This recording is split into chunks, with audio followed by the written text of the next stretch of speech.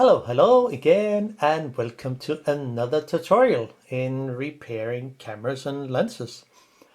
And this time I will continue with the Carl Zeiss Planar 1.4 and a 50mm, and this is a T star for the Contax Jessica. And in this case I will show you if there was any oil on the aperture blades.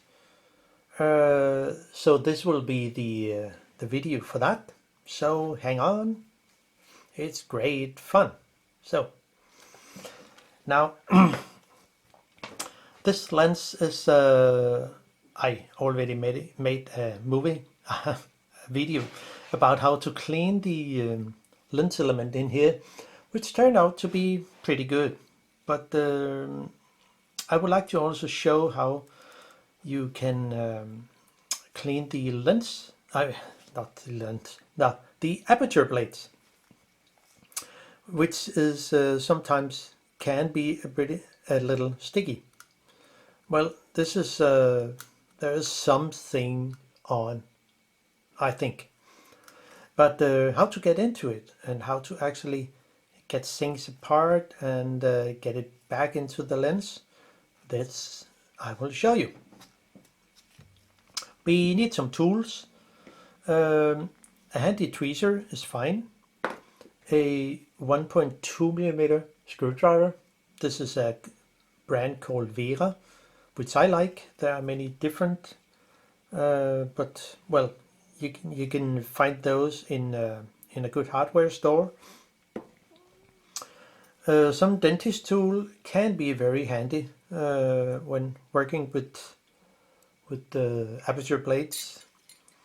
And of course we need to go into the lens, into the aperture blades, and we will probably need a lens spinner. This is just an old compass which I have filed the very pointy tip. You can buy those on Amazon in different shapes and different lengths, and actually file them yourself so it can fit on the lens you want to work with. It is also good to work with cameras, some cameras, and also the amazing rubber cones from Japan Hobby Tool, which I like a lot, and a special tweezer. This is a curved tweezer which I have modified so it will make it a lot easier to put in the blades, because it's not 90 degree. It's a bit out of 90 degree. I don't know, maybe it's something like 80 or so, but it will be a lot easier to put in the blades in the aperture assembly. We also need some cleaning fluid, and for that I will use, as I always do, isopropyl alcohol 99%, which is non-destructive to aperture blades, so this is why I use it. A lens blower is also very good. So let's jump into it. First we actually, as shown in the other video about this lens, we need to take off the nameplate, which is done by simply unscrew the front here, which can sit pretty tight. So not use this one, we'll use this one. It's number 5, and simply put it on here. You can also, let's see if it's, no, it's not possible. So this one goes on here, and then we take off the, well, sits tight. Unscrew the whole front ring.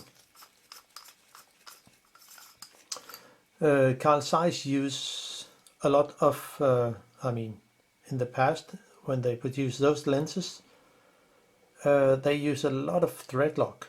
So sometimes it's really hard to get into those lenses, but and it's difficult to actually get some nail polish remover in here, because the front ring here is screwed in. So yeah, maybe if one have a fine needle, can bend it and then add some nail polish remover or acetone, which is also fine, but it stinks like something. Well, to soften the thread lock and hopefully get it unscrewed. Now the next thing is the retaining ring here, which has two notches, one there and there. And then we can use a lens spinner or this homemade tool and simply unscrew it counterclockwise to get the whole lens assembly out this way. So, there, and have a good grip. If this ring sits too tight, one could add some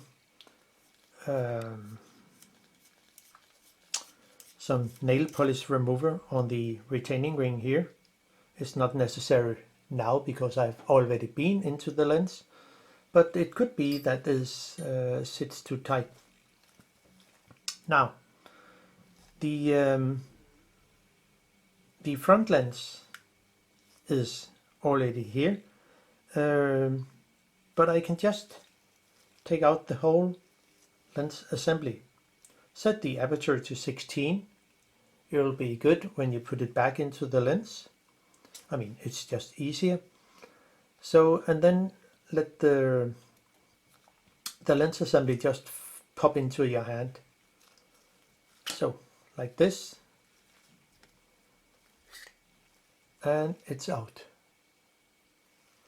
See, this pin here is going to catch the fork down here, because when moving the actual aperture ring, I can show it, you can see it will move when turning the aperture ring here. There's one thing I have to mention, as I mentioned in the other video. This plate, do not take it off. And if you think, okay, I will take it off, you just make some scratch around it here. I will already make it. So you know where this little part will sit. So, to get into the aperture plates, we will need to take off the front lens, the front group, which is sit here. There are two notches here, but I think it's safer to just use a rubber cone. And I will use the number 5 here. So, and let the pin here face down, because then you can have a good grip here and not bend this pin. So it will be something like that. Have a good grip on it and put this rubber cone on, and it's still pretty tight.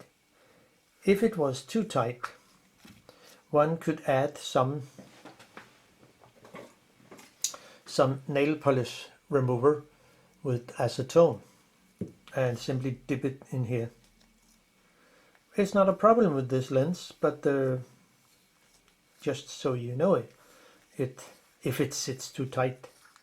So the front lens group is out and looks nice and clean.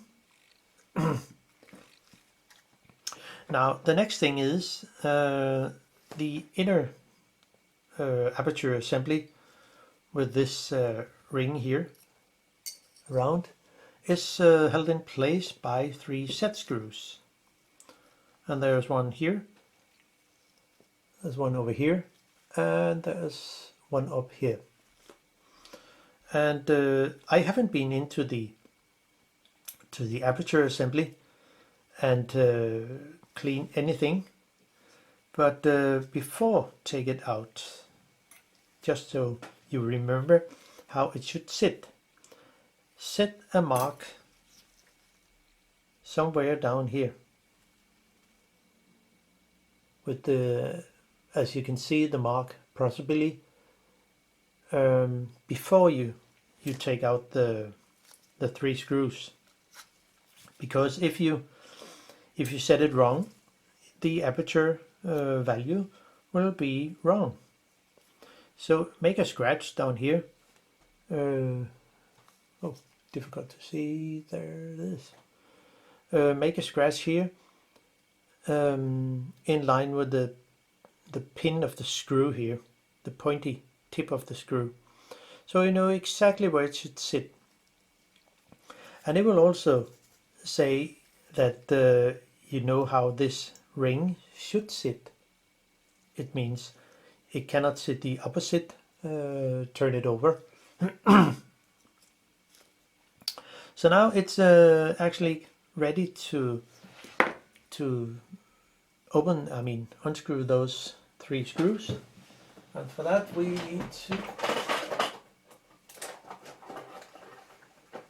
need to actually use some nail polish remover, so to actually soften the thread lock here on each of the screws. And for that I will use this stuff called nail polish remover. I think you can get them in makeup shops or whatever, the Aperture or something like that. So, and then add a lot, let it suck into the screw, and you can see if I do so, it will simply wipe away the thread lock, and it's very effective for that. But take care of the aperture blades, because they are made of plastic. So, and we add a little more, and we need a last go for that.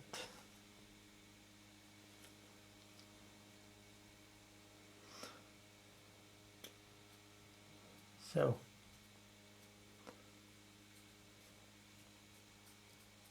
that's it. And then it should be possible without any big problem to unscrew this. It can't sit tight because the thread lock they use is really hard. So maybe we need some more of the stuff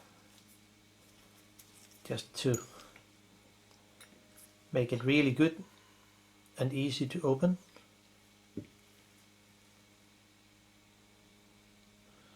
Let it suck in. I think they really have to have a lot of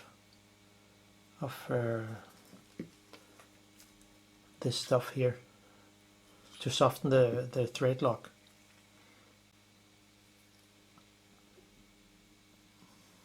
So there, and I think it must be enough for that, and hopefully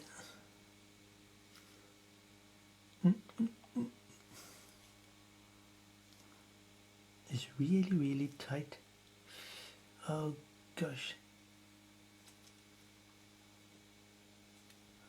no, that was strange. Okay, hold on.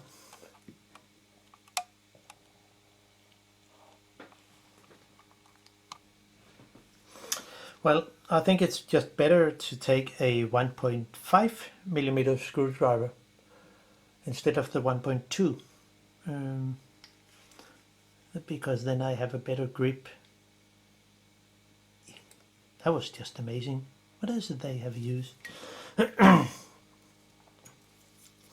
Okay, we now better take one screw at a time to really, because the nail polish remover will really evaporate quickly, and maybe it's not enough to really soften the thread locks.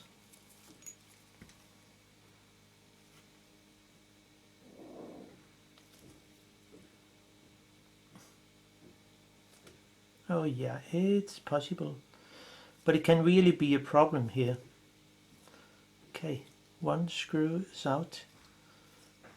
Well, I'll just screw it in again so the plate here will not fall off.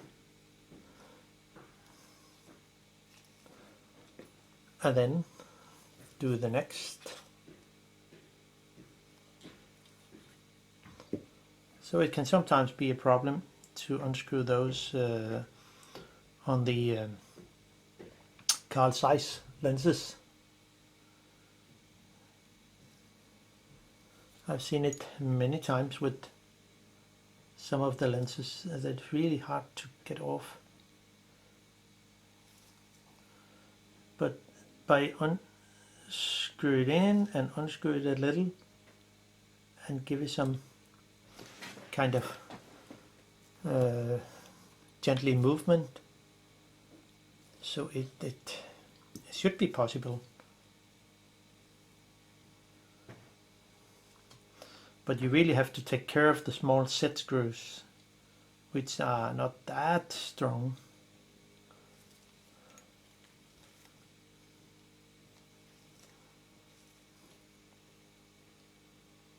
Okay, here it is. Whew. So now we just missed the last one.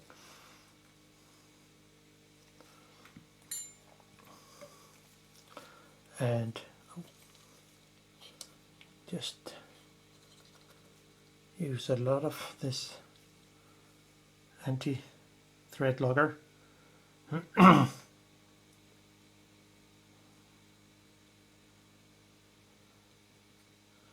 And there can be a lot of oil on those aperture blades because the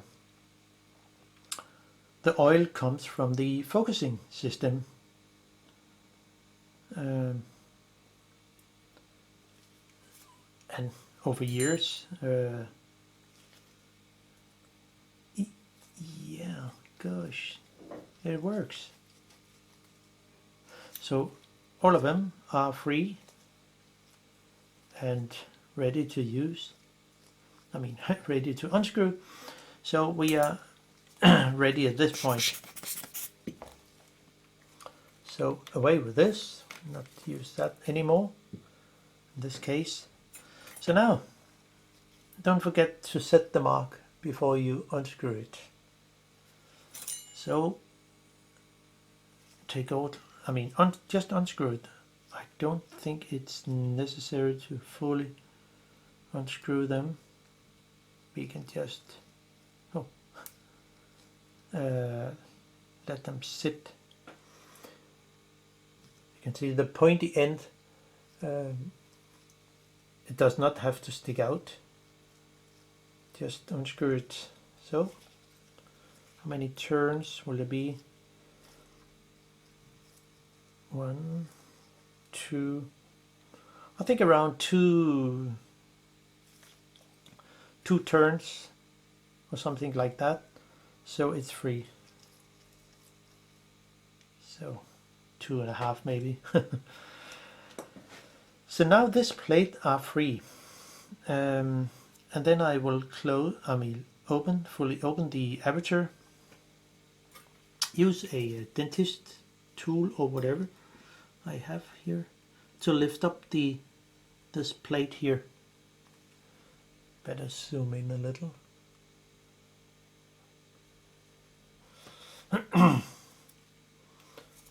Take my little fellow there.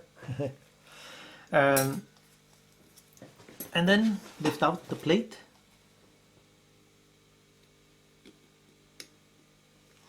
It has a tight fit, so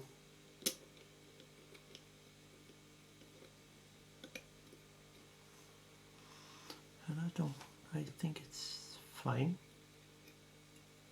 It will work probably. Maybe I want to screw this a little bit more. So just a tiny bit. And then it should be free. Yeah. It comes and then it's out. And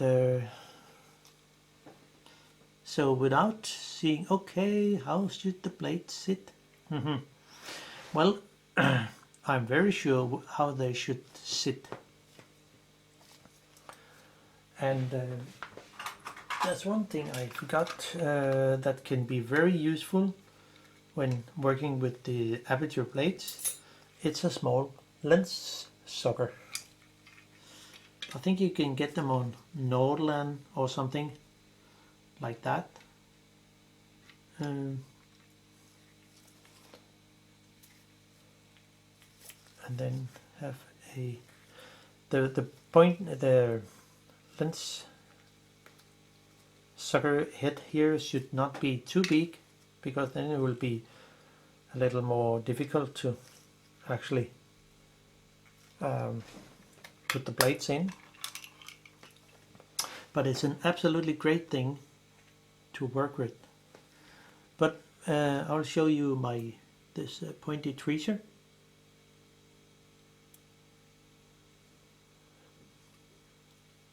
Because it's a good thing to work with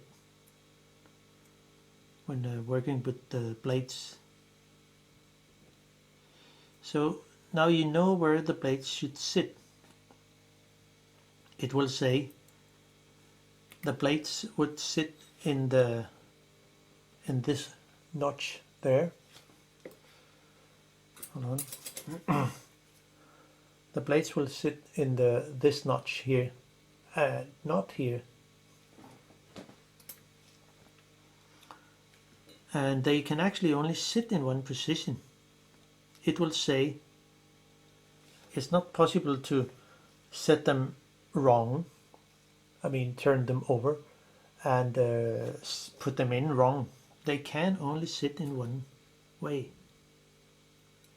So, and then I can actually just put them into the isopropyl alcohol. Just show it here. And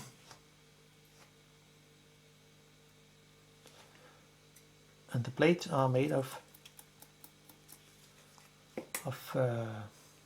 I think it's made of, no, those are actually made of metal.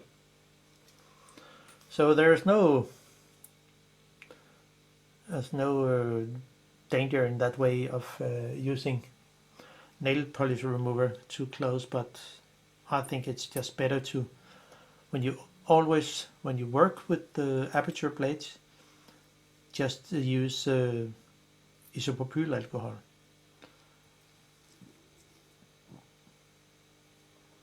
So they are there.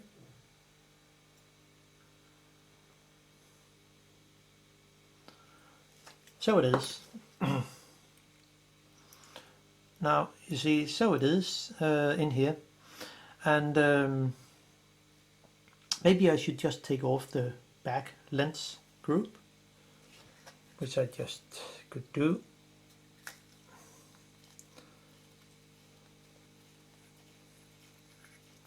So there is no damage here. Now, if there is too much oil in this system, one can take out this ring here to take the moving part also out. And they have also used a lot of thread lock here. Here you can see it is. There are some points here and there. Not much, but still. We will also take that out, just to show it in a... So, a bit more of this stuff.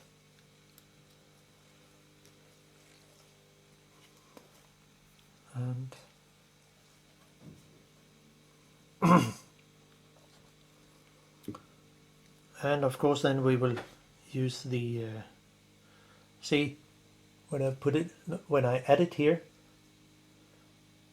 I let the nail polish remover move around here of the around the thread, and hopefully make it easy to unscrew. So all those parts can be taken off. I mean, they should be possible. And for that I can just use my lens tool here and hopefully get it off.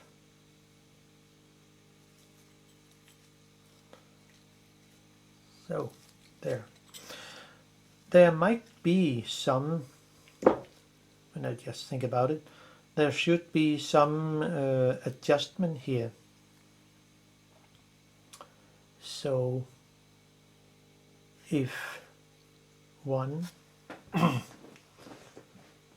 think, okay, just unscrew it here, if it's possible. Yeah, it's off. So now what I will do is to actually, because I will not set a mark here, I mean a scratch here. So what I could do is, let's see if it's possible. Not good.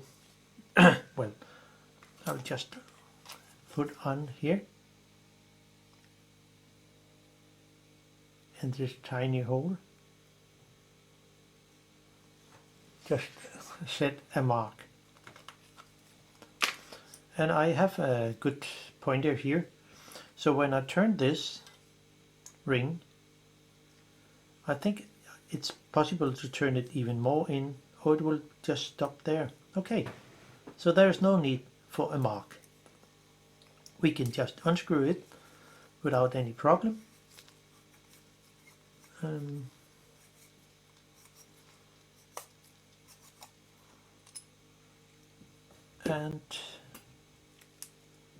then take out this ring.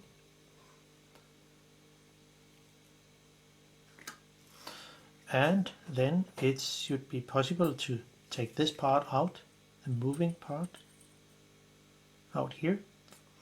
And I can see there are a little of some oil here, some marks here around. And there is also something on here, so there is actually oil in the aperture system. So I can just put this in here and let it stay there for some few minutes, and then use a cotton bud to actually clean this out from oil.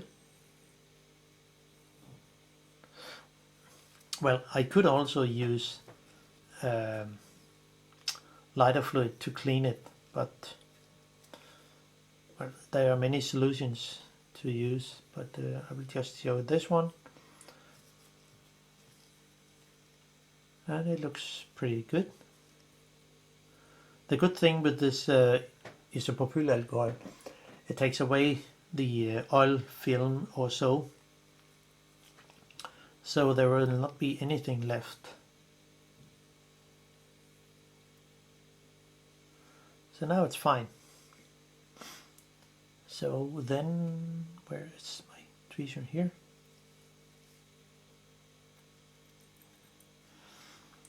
One can just clean those parts here around.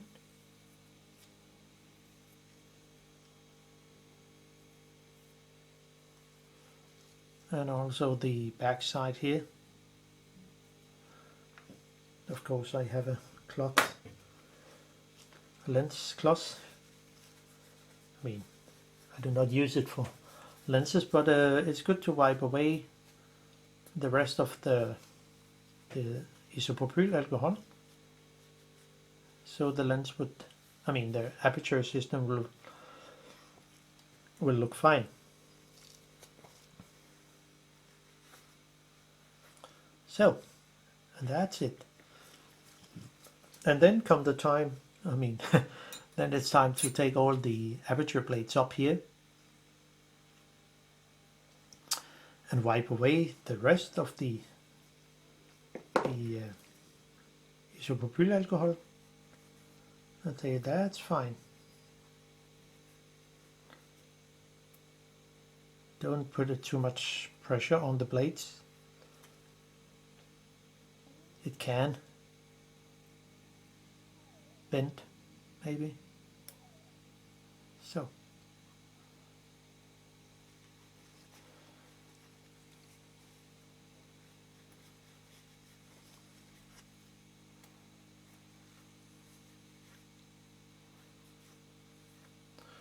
And so they look like new.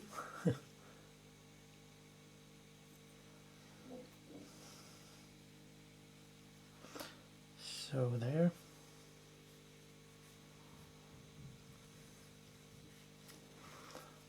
And so it's good there are not more than 6 plates in here.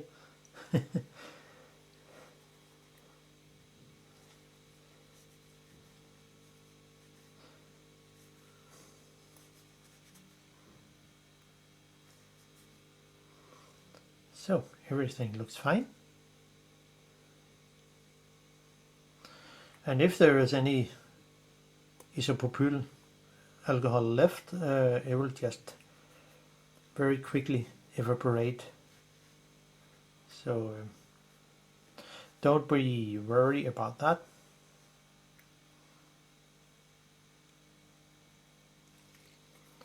So now the plates are almost clean.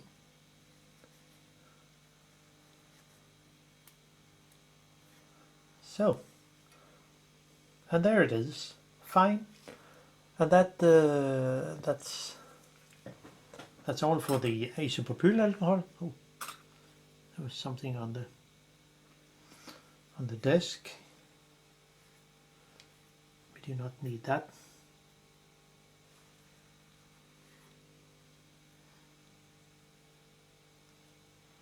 So.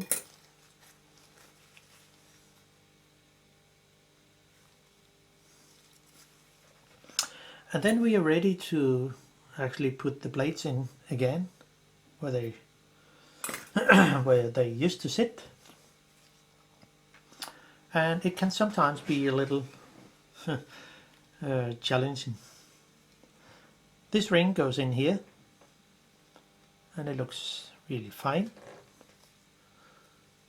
So, where's my tweezer here? Then put it in here. So, and it sits there, and the this ring goes in, and we'll just clean away the small marker here I set because I do not need it anymore. There's no need for that, because the ring can only sit, when I screw it in, it can only sit in one position. So there is nothing to be worried about.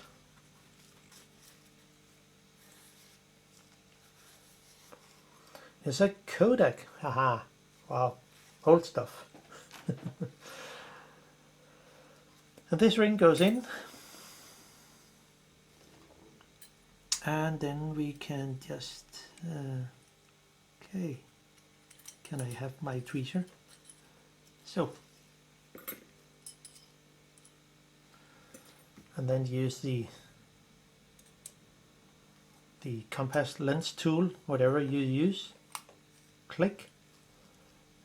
And then screw it in.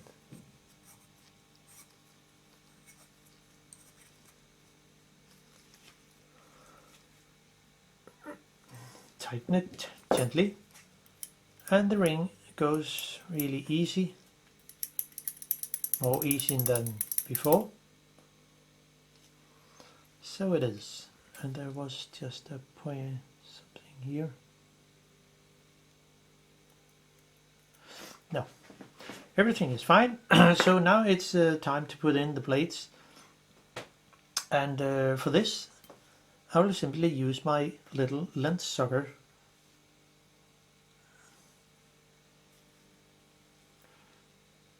Because it is very much easier to add the plates in here. And remember how they sit.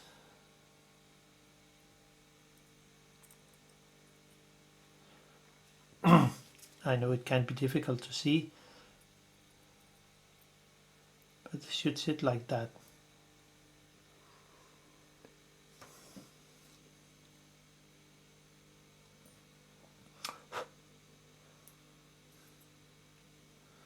And the next one,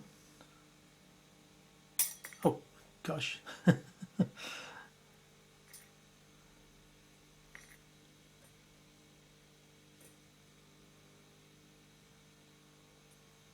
So put it under.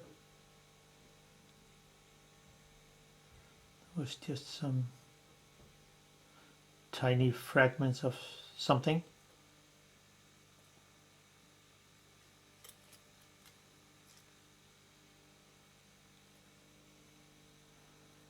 So it's gone. I mean, so this there. Maybe I should try the other one here. So we can put it under there and put it on this notch. It doesn't matter how the blades, I mean which direction, I mean all the blades are the same. That was I want to say. So there's no big problem there.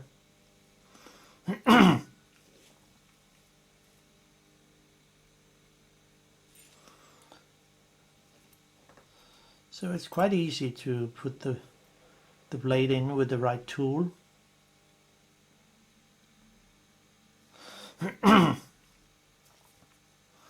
And then the last blade goes in. So it will be that. And then all the blades are in. Now, to get it easier to put this ring on,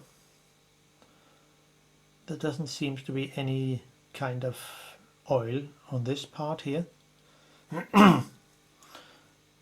You have to set the blades as they act as a circle,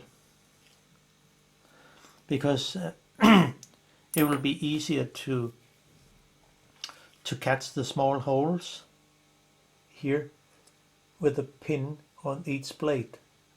Here, there. Because sometimes it can be a little tricky to put in blades like this.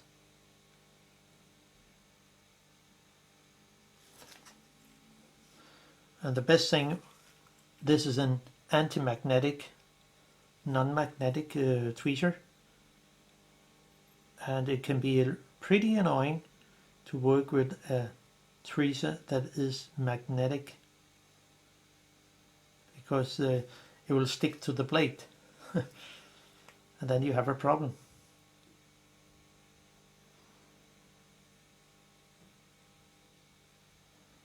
So we're almost there. Now, the mark I set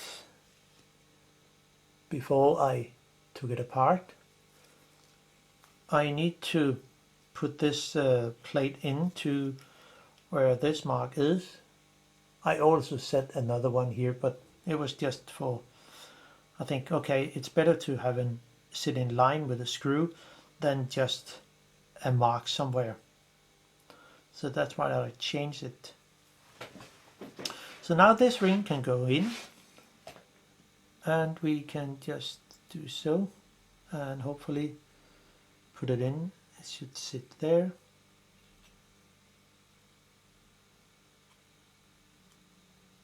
Something like that. And now the more difficult part is to actually get the ring on. So the small pins here will go into the small holes. But hopefully we'll manage. And sometimes a good dentist tool is very handy to catch the holes here.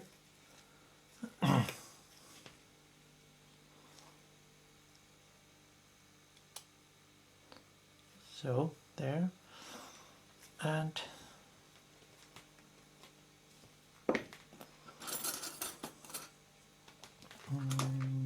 okay, take this one here, see if it's possible. There. Oh gosh. It doesn't matter if the blades are a bit out of alignment. It will be corrected when I put the ring on.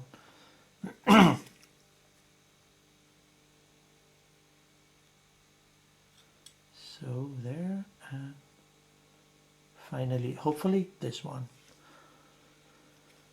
So now, click, it says, and then we are there.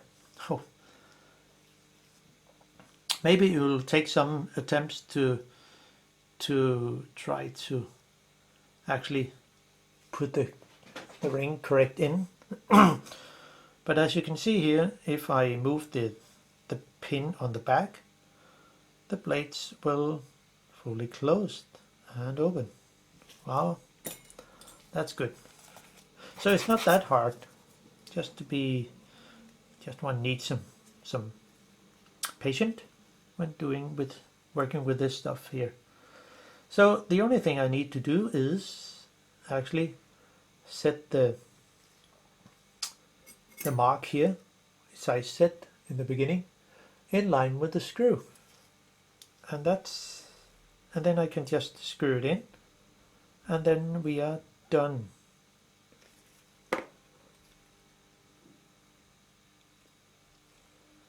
So, and there is no need for tighten the screws too much. It's just some gently tighten the screws, the small set screws. And if you want, you can just use some thread lock or nail polish to prevent the screws from unscrew itself. So here we are, back on track, and the aperture ring here inside. I don't know what the name is for this ring here. But it will sit as it should. So that's fine.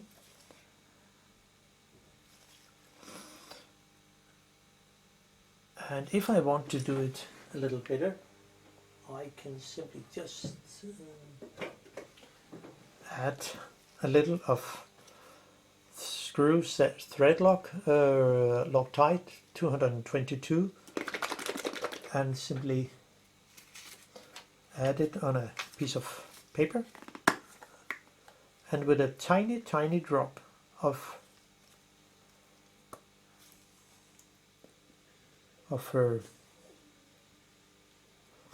thread lock. It doesn't have to be much. So it will prevent the screws from going out. I can simply add a little. It's the soft one, softest, of the thread locks from Loctite. It costs a fortune, but it's really good. And simply put it on here. It will suck into the screw hole because it's very thin. And then the screw are secured in place. So that was actually that. And then I can just add the back lens group and of course the front lens group, and then we are actually done.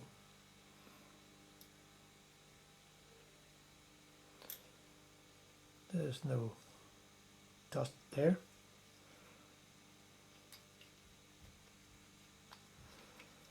Okay, little fellow.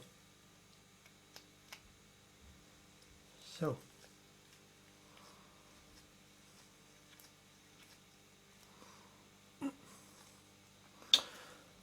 and then add the front lens group, and there doesn't seem to be any of dust or dirt in here. Just blow a little away.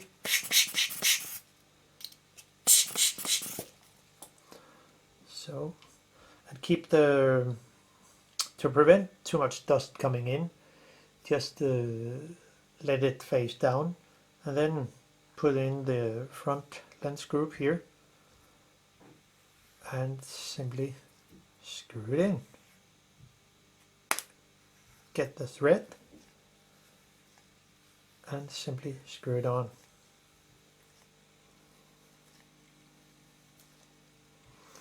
So that was actually nice and easy. And since there's a lot of thread lock in here, one just need to tighten it gently. I mean, not too much. You maybe should want to go into it sooner. But so now the aperture system is free of oil, which is good. It works actually much better. So that's good. Set it to 16, I mean fully closed. And then set the focus ring to near end. It will be easier to put it in. So set the pin here, this pin, all the way over to the left here, as seen here, and then try to catch this fork or something in here. It can maybe take some attempts to do it, but I think we'll manage. And of course the front here, this part here, as I mentioned in the beginning, has to go into the notch here with the focusing, one of the focusing pins or whatever their name have. I don't know. And of course the aperture ring has to sit on 16, of course. Well, just mention that. And then it will be quite easy. I mean, it should be quite easy to put it on. I mean, yeah. So, and so there. And everything is fine. Then add the retaining ring. Click. And simply screw the tighten the retaining ring on the front. Just adjust the lens tool here.